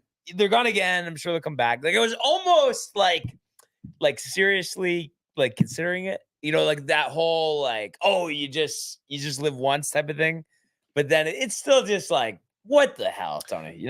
I mean, I feel like if that you only live once type of thing is going to be like for the cup, dude, and then it's like take out a large loan. Yeah, but I think I'm okay with I'm not paying $3,000 to go to a game. Like I'm fine with that. But when it's like technically like this or that, like a Bitcoin spike, Tony, there's just so much that goes into it. Yeah, but when we can get a Bitcoin spike, dude. Yeah, well, I mean, you would say we're due law of averages, right? Yeah, definitely, dude. You're almost getting tight, or big picture, you're okay. I mean, obviously, I'm not moving anything, but you're not out of your seat. But either. I'm definitely not out of my seat, dude. You're a little disgruntled, or no? Yeah, I think a little bit, dude. Yeah, no, which is it's refreshing to hear, and I think same thing just happened with the camera again. I don't know. Oh, Wi-Fi. What the fuck, dude? Just as we're okay. Oh wait, no, actually, that camera battery died. Yeah. Okay.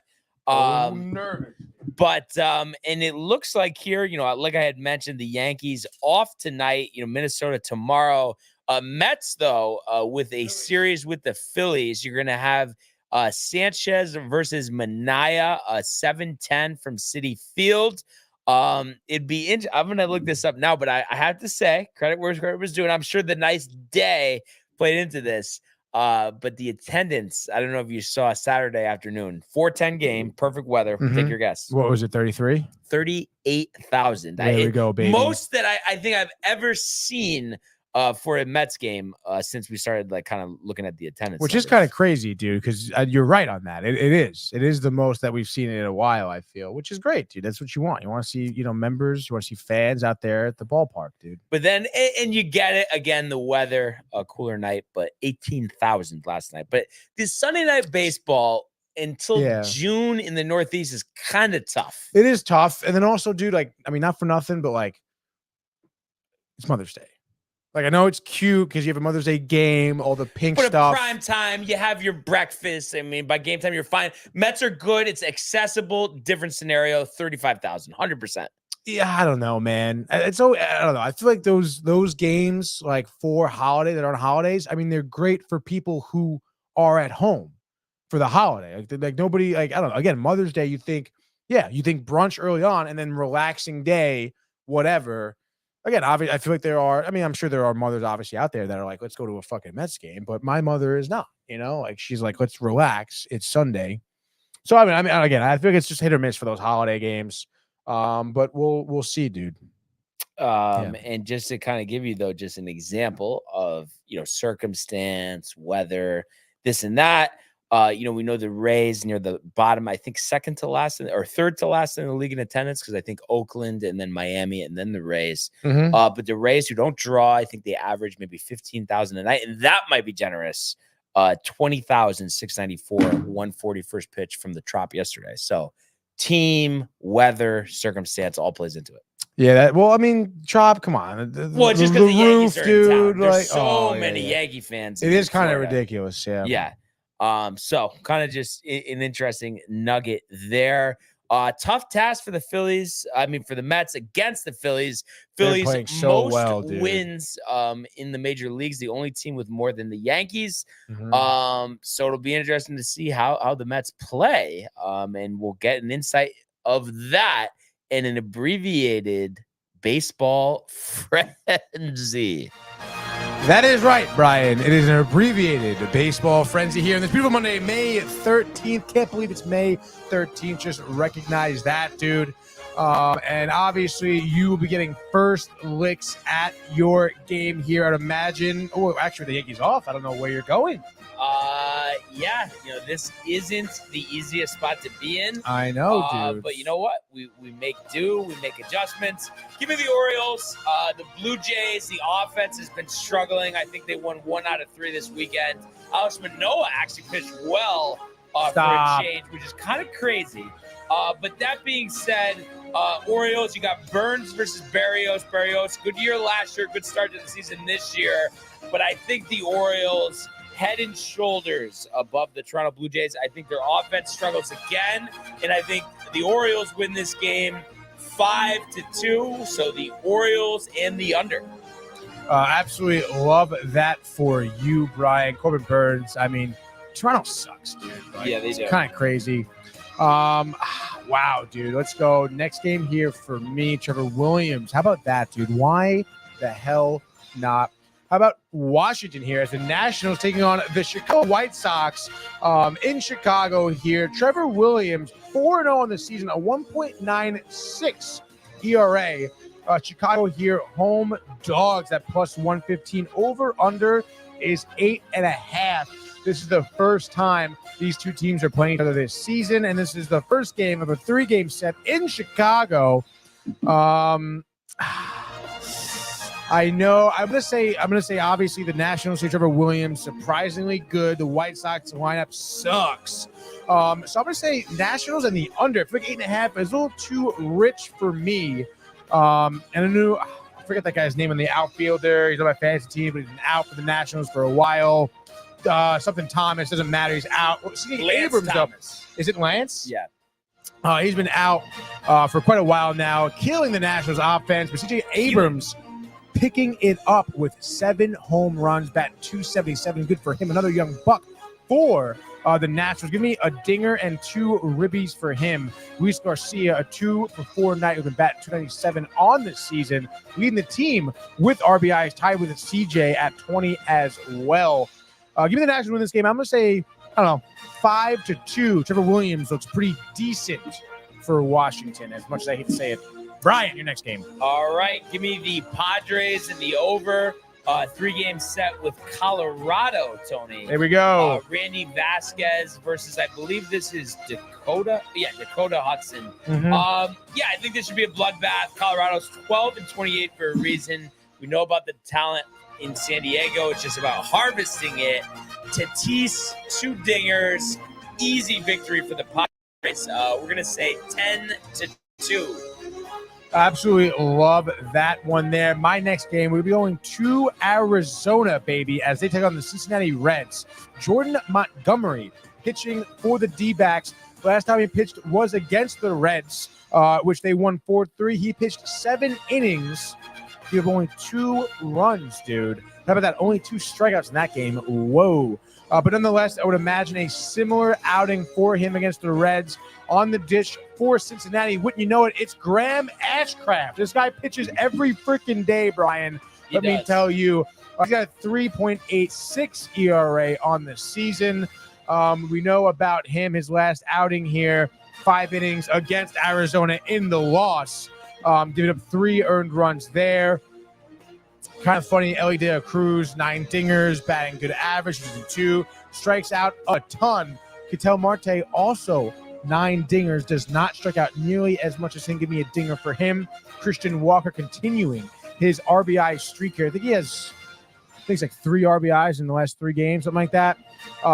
He's going to stay hot as the Diamondbacks win this game.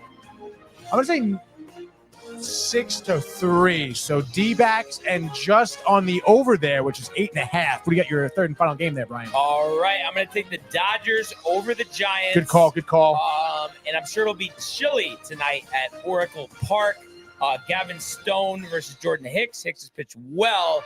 Dodgers, though, have been on fire. Otani, Betts, Freeman, the whole nine, Tony. And I think they play a complete 9 tonight, and will really put the foot to the pedal here against the Giants. I'm going to say 12-4 Dodgers. Otani hitting one into McCovey Cove. Getting the Dodgers fans in attendance to their feet, Tony. Love that one, dude. McCovey Cove, dude. One day I'll be there. Hopefully, we will all be there. Catching a ball. We might have to give San Francisco some time to sort a couple things out. Sure, Michael could keep us updated on that. Yeah. All right, moving on to my last game here.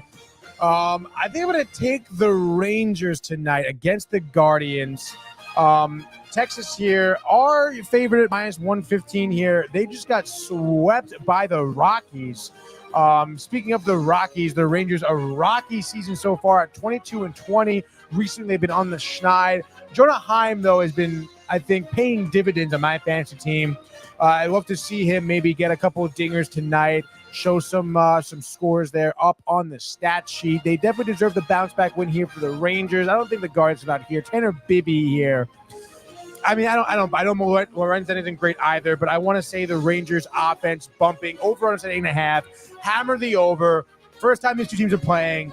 Rangers win this game. I'm going to say like 8-4, dude. Like offensive explosion right there. It's going to be Rangers and the over, Brian. And just like that, that is your baseball frenzy. And it's crazy. Just like that. Another show in the books. I know we missed some comments here. Matthew Ryan back. Bernie jacked. Michael and Josh B jacked as well as Michael Bukta. So everyone is going nuts, Tony. Absolutely. We're going to start way back, almost an hour ago here. Matthew Ryan says, Yankees better than Mets. LOL. And then he says, Tony. It's like that, dude. Call me out. Suck it, Matthew Ryan. That's what I think. Diaz is hot garbage. Not true. Let's stick with Matthew Ryan for right now. I think his Mets suck. Tony, how about them Mets, which obviously he probably meant Mets, because the Mets equal a joke. Mets are not watchable. And then he says, again, it's great to see. And then he says, Mets are the worst team in the NL. In my opinion, their record means nothing. They look like a double-A team. LOL. Diaz, overrated closer. And then he starts talking shit to Mike, saying, I think you need to be a Broncos fan. Zach Wilson is there. Your man crush Monday. Wow, Zach Wilson on one here. Illusion, Tony. Suck it, Matthew Ryan. Is what I think there, Matthew Ryan. I mean, this is ridiculous, Matthew Ryan. You come around, the fair weather fan for whoever you root for. I don't even remember. All I know is that you're a fucking Devils fan, dude. You try to say the Devils better than the Rangers. Totally wrong. Devils ain't making the playoffs, dude. You're up here talking shit about the Mets. Like, what are you doing? Honestly, what are we talking? I know the Mets obviously tough right now. Brian's loving it, smirking. Never seen him smile ever as much as he does when he does it with the Mets losing, dude. Yeah, no, I get it, dude. Whatever. But this is ridiculous, all right? Because Diaz is not hat garbage, okay?